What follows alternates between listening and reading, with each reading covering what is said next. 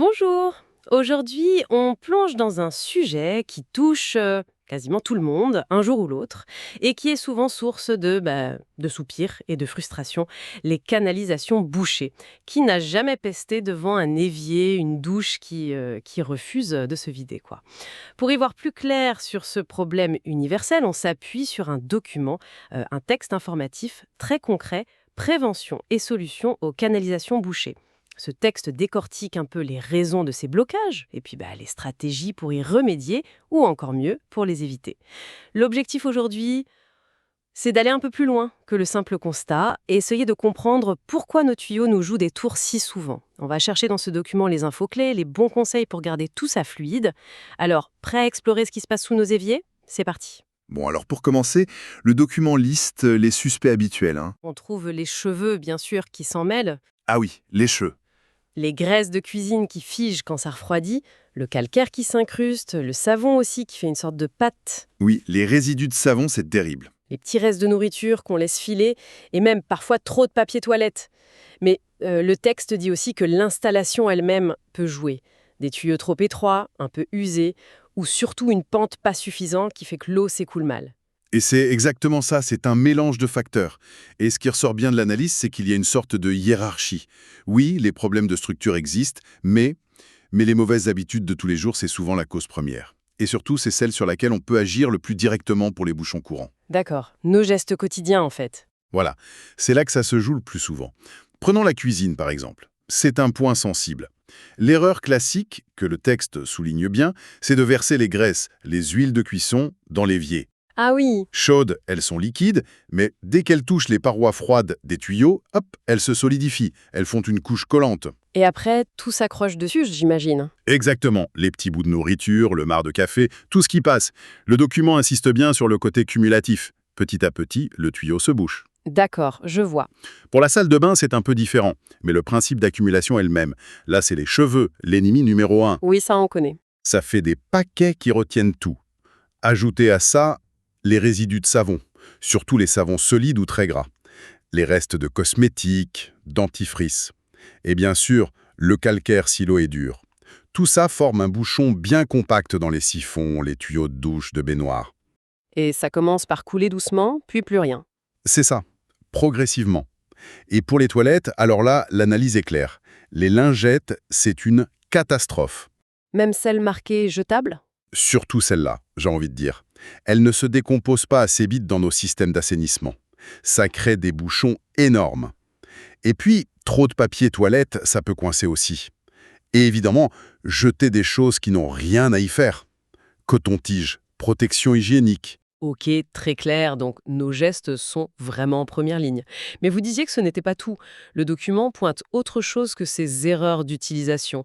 C'est juste ce qu'on jette ou il y a aussi une forme de négligence? Absolument. L'autre grand facteur, c'est le manque d'entretien préventif régulier. C'est un point que le texte juge crucial. Et pourtant on n'y pense pas souvent, hein. Tant que l'eau s'écoule, même un peu lentement, on se dit « ça va ». Oui, on repousse. Exactement. Et c'est là que le problème s'installe doucement. Sans un petit nettoyage de temps en temps, même simple, eh bien les graisses, les savons, le calcaire, ça continue de s'accumuler, lentement, mais sûrement. Les conséquences directes, elles sont bien décrites dans le texte, hein. L'accumulation forme une couche, le diamètre du tuyau diminue, donc le débit aussi. L'eau s'écoule moins bien, elle stagne plus longtemps. Et cette eau stagnante, non seulement ça peut faire des bouchons plus durs, mais ça favorise les bactéries, les mauvaises odeurs. Ah, les odeurs, le premier signe. Souvent le premier signe, oui. Et à la fin, on a le bouchon complet. Il faut appeler en urgence, alors qu'un petit entretien régulier aurait pu l'éviter. C'est ça qui est frappant, comment un simple oubli régulier peut mener à des gros soucis, coûteux en plus. C'est le scénario classique en effet. On laisse traîner et ça s'aggrave.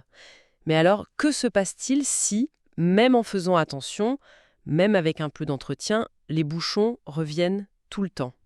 Est-ce que ça veut dire qu'on fait forcément mal quelque chose ou le problème peut être ailleurs, plus caché? C'est exactement ça. C'est là qu'on aborde les problèmes structurels, une autre catégorie de causes. Quand les bouchons deviennent chroniques, malgré les efforts, là le texte suggère qu'il faut chercher plus loin. Ça peut être un défaut de conception ou une dégradation de l'installation elle-même. Comme quoi, par exemple? Le document parle de plusieurs choses.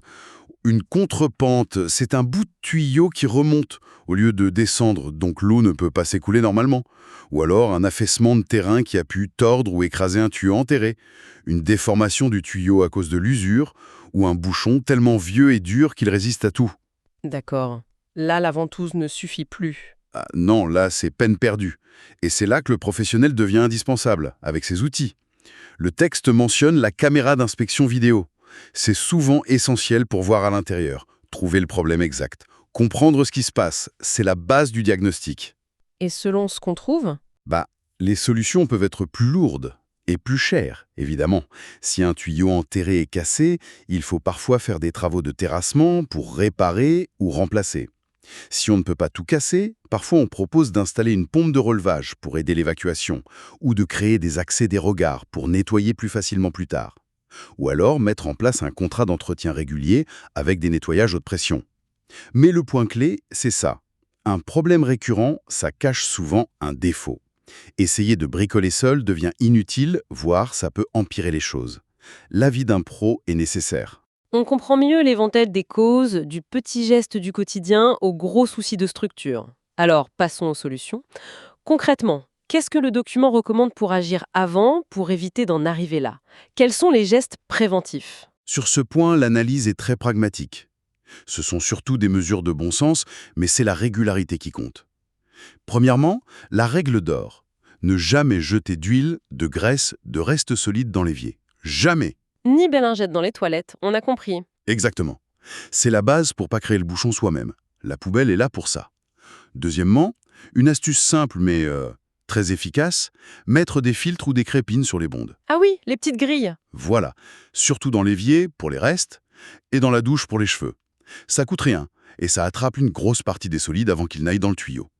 Faut juste penser à les vider régulièrement. Logique. Et troisièmement, l'entretien actif. Faire une maintenance préventive régulière. Et là, le document insiste sur les méthodes naturelles. C'est important pour pas abîmer les tuyaux. Comme quoi, par exemple? Il suggère d'utiliser de temps en temps, mais attention, séparément, pas de mélange bizarre, du bicarbonate de soude suivi de vinaigre blanc. La petite réaction effervescente aide à décoller les résidus. Ou alors verser régulièrement une casserole d'eau très chaude avec un peu de liquide vaisselle, ça aide à dissoudre les graisses fraîches. Ces méthodes douces limitent l'accumulation sans attaquer les tuyaux ni polluer, contrairement aux produits chimiques. Mais la clé, vraiment, c'est la constance. Un petit geste souvent, c'est mieux qu'une grosse intervention. C'est noté. Vigilance sur ce qu'on jette, filtre et entretien doux et régulier. Mais bon, soyons honnêtes, même avec tout ça, un bouchon peut quand même arriver. Qu'est-ce qu'on fait à ce moment-là, d'après le texte? Quelles options avant de paniquer? Oui, la prévention réduit le risque, mais ne l'élimine pas. Si ça se bouge quand même, l'eau qui s'écoule très mal ou plus du tout, le document donne des pistes, mais avec des nuances importantes. Pour les bouchons plutôt mécaniques, un amas de cheveux, du papier, un petit objet coincé, l'outil de base, c'est le furet. La longue tige métallique. C'est ça. Flexible, manuel ou électrique, on l'enfonce pour essayer de percer le bouchon, de le défaire ou de l'accrocher. C'est souvent efficace pour les cheveux, les savons dans la salle de bain. La ventouse aussi, ça peut aider si le bouchon est proche. Par contre, et là l'analyse insiste beaucoup, il y a une grosse mise en garde sur les déboucheurs chimiques liquides ou en gel qu'on trouve partout. Ah oui, pourquoi? Ils ont l'air efficaces pourtant? Justement, le texte dit que leur efficacité est souvent temporaire. Ça débouche en surface, mais pas forcément en profondeur. Et surtout, pire encore, ils sont très agressifs. Souvent à base de soude ou d'acide. Et ça peut vraiment abîmer les canalisations à la longue. Ah oui, quand même. Oui, surtout les vieilles tuyauteries en métal ou en PVC. Et les joints aussi. Si on en utilise souvent, ça fragilise tout. Ça peut créer des fuites. Sans parler du fait que c'est très mauvais pour l'environnement une fois que ça part dans les eaux usées. Donc la conclusion du texte est claire, c'est une solution à éviter autant que possible. Surtout si le problème revient souvent, parce que ça peut cacher autre chose et coûter bien plus cher en réparation après. C'est vraiment la fausse bonne idée, quoi. C'est une mise en garde importante, ça, sur les produits chimiques. On croit bien faire, régler ça vite fait, mais on risque de faire pire sur le long terme. Alors, dans quel cas il faut arrêter les solutions maison et vraiment appeler un professionnel? Quels sont les signaux d'alerte d'après le document?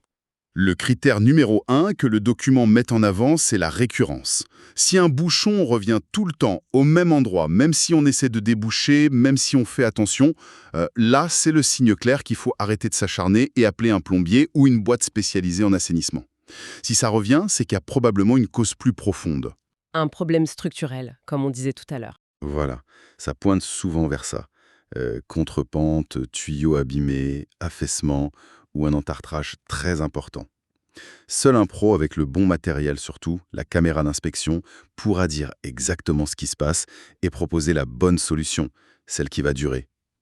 Essayer de mettre du produit chimique encore et encore sur un problème de structure, ça ne fait qu'aggraver les choses et retarder la vraie solution. Solution qui peut être coûteuse, c'est vrai, le texte le dit, des travaux de terrassement parfois, mais c'est souvent indispensable pour retrouver une installation qui fonctionne et éviter des dégâts des eaux ou des soucis sanitaires. Et ça soulève une question de coût à long terme en fait. Qu'est-ce qui coûte le plus cher? Négliger, utiliser des solutions agressives qui abîment, ou investir dans un bon diagnostic et une réparation correcte? L'intervention pro a un coût initial, oui, mais elle évite souvent des dépenses bien plus grosses plus tard. C'est parfaitement clair. Donc si on résume les points essentiels de cette analyse, premièrement, l'impact énorme de nos habitudes, nos tuyaux ne sont pas des poubelles.